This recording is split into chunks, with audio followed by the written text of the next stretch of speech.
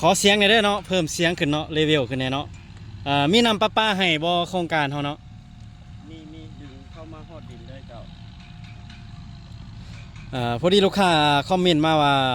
ดินเฮานี่ตั้งอยู่ไสเนาะอยู่บ้านนาล้อมหลัก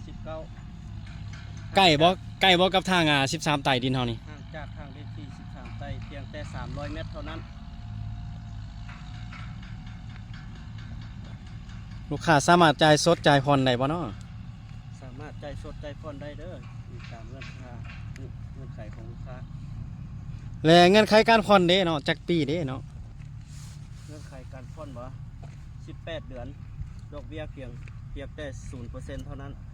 พิเศษใบตะดินแม่นใบตะดินปลูกสร้างแม่นบ่ขอบท้องแม่นบ่แน่นโอ้คือว่าขอดีเนาะโครงการเฮาที่ว่ามีหลากหลายเนาะบ่ว่าจะเป็นของแจกของแถมถ้าว่าลูกค้าเนาะจ่ายฮอดตามเงื่อนไขเนาะ50%เนาะทางบริษัทเฮาเนาะลดให้ 3% เลยเด้อเนาะพิเศษเนาะลูกค้าจ่ายสดเนาะหับไปเลยเนาะส่วนลด 10% เด้อ